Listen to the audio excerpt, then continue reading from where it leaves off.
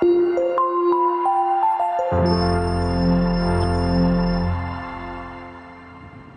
students, today we will do a new poem, My New Year's Resolutions. In this poem, the poet, when he was a kid, he made many resolutions on the occasion of New Year. So let's start. What he says: I will not throw the cat out of the window or put a frog in my sister's bed. यहाँ पर poet कहता है कि मैं नए साल की ये कसम खाता हूँ, नए साल पर ये कसम खाता हूँ कि मैं अपनी जो कैट है उसको खिड़की से कभी भी बाहर नहीं फेंकूँगा, उसे बाहर नहीं निकालूँगा। और put a frog in my sisters bed, और अपनी बहन को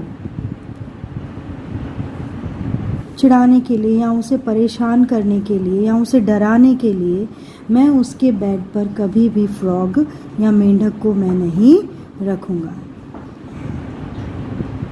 आई will not tie my brothers shoe laces together, और मैं कभी भी अपने भाई की शू लेसेस यानी जूतों के जो फीते होते हैं उनको कभी भी इकट्ठा नहीं बांधूंगा, क्योंकि उसको इससे चोट लग सकती है और वो गिर सकता है।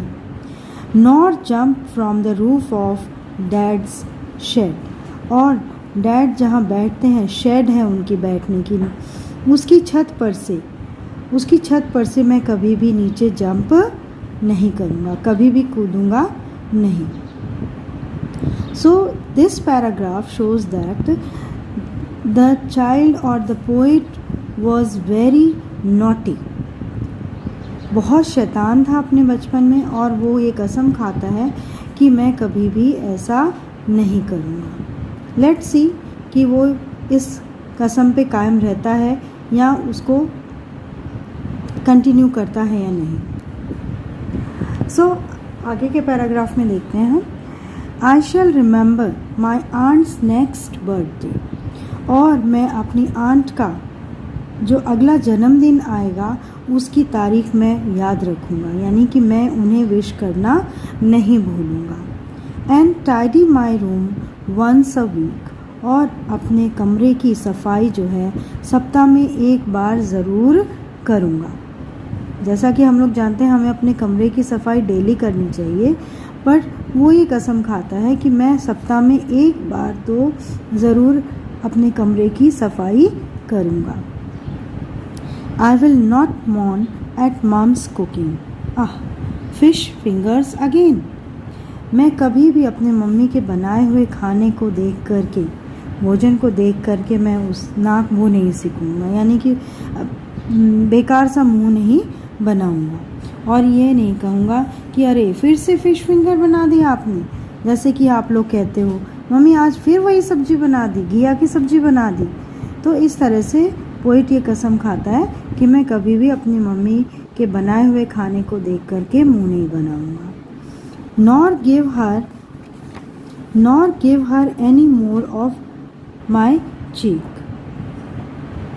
और वो ये कहता है कि मैं कभी भी अपनी मम्मी के साथ रूखा व्यवहार नहीं करूँगा। गिविंग माई चीक का मतलब होता है कि बुरा व्यवहार करना, ठीक है। तो वो ये कह रहा है कि मैं अपनी मम्मी के साथ कभी भी बुरा व्यवहार नहीं करूँगा। I will not pick my nose if I can help it, यानी वो ये कहता है कि मैं अपनी नाक को भी बार बार नहीं छेड़ूँगा या बार बार नाक में उंगली नहीं डालूँगा, अगर मैं उसको ब्लो करके साफ़ कर सकता हूँ तो मैं। I shall fold up my clothes, comb my hair, और मैं अपने कपड़े खुद तह करके रखूँगा, फोल्ड करके रखूँगा। एंड कॉम माई हेयर, और अपने बालों में कंघी करूँगा। I will say please and thank you even when I don't mean it, यानी मैं हमेशा कुछ भी बात कहते समय प्लीज़ और थैंक यू शब्दों का, यानी मैजिक वर्ड्स जो हैं हमारे इंग्लिश के, उनका इस्तेमाल करूँगा, चाहे मेरा मन हो कहने का या ना हो, यानी मेरा रियल में उस चीज़ को थैंक यू बोलने का मन हो तो भी ना हो तो भी मैं थैंक यू बोलूँगा या प्लीज़ बोलूँगा। एंड नेवर स्पिट, और कभी भी मैं स्पिट नहीं करूँगा, थूकूँगा नहीं कहीं भी, और शाउट, और मैं चिल्लाऊँगा नहीं, और इवन स्वेयर, और बेकार की कस्में नहीं खाऊँगा। I shall write each day in my diary, और रोज़ाना मैं अपने जो काम करूँगा उसका मैं ब्यौरा रखूँगा अपनी डायरी में, यानी कि रोज़ मैं डायरी लिखूँगा। Try my hardest to be helpful at school, और स्कूल में अपने दोस्तों की पूरी तरह से मैं मदद करूँगा, पूरी तरह से जितना मुझसे हो सकेगा। I shall help old ladies cross roads even if they don't want to, और मैं बुज़ुर्ग महिलाओं की रोड पार करने में, सड़क पार करने में भी मदद करूँगा, चाहे वो मुझसे मदद लेना चाहें या ना लेना चाहें। And when others are rude I will stay cool, और जब दूसरे मुझसे रूखा व्यवहार करें या बुरा व्यवहार करें तो मैं अपने आप को कूल रखूँगा, शांत रखूँगा। I will go to bed with the owls and be up with the larks, और मैं जैसे शाम को उल्लू जो जागते हैं उस समय मैं सोने के लिए चला जाऊंगा। I will go to bed, यानी शाम होते ही मैं समय पर सोना शुरू कर दूंगा, और सुबह चिड़ियों के जगने से पहले ही be up with the larks, और चिड़ियों के लार्क्स के जागने समय मैं जाग जाऊंगा। And close every door behind me, और जब कमरे से निकलते समय हर दरवाज़ा जो है मैं बंद करके निकलूँगा। I shall squeeze from the bottom of every toothpaste tube, और हर टूथपेस्ट ट्यूब जब तक पूरी तरह से ख़त्म नहीं हो जाएगी नीचे से मैं उसको दबाऊँगा, यानी कि I shall squeeze from the bottom of every toothpaste tube, यानी कुछ बच्चों की आदत होती है वो जहाँ से पेस्ट निकलना होता है वहाँ से दबाते हैं, लेकिन बच्चों की क्या, सभी की आदत होती है, लेकिन पोइट ये कसम खाता है कि मैं टूथपेस्ट की जो ट्यूब होगी उसको नीचे से ही स्क्वीज़ करूँगा, दबाऊँगा, ताकि टूथपेस्ट निकालने के लिए। And stay where trouble can't find me, और हमेशा ऐसी जगह रहूँगा, ऐसी जगह मैं अपने आप को रखूँगा या रहूँगा जहाँ मुसीबतें मेरा पीछा ना कर सके, या मुसीबतें पीछा करके मेरी तरफ ना आए, यानी कि मैं परेशानियों से या मुसीबतों से अपने आप को दूर रखूँगा। I shall start again turn over a new leaf, यानी मैं दोबारा से एक नई शुरुआत करूँगा। Turn over a new leaf, एक जैसे एक नई पत्ती अपनी नई शुरुआत करती है जीवन की, उसी तरह से मैं नई शुरुआत करूँगा। And leave my bad old habits old ways for ever, और अपनी सारी बुरी जो आदतें हैं, बुरे जो तरीके हैं, बुरा जो व्यवहार है, हमेशा के लिए मैं छोड़ दूँगा।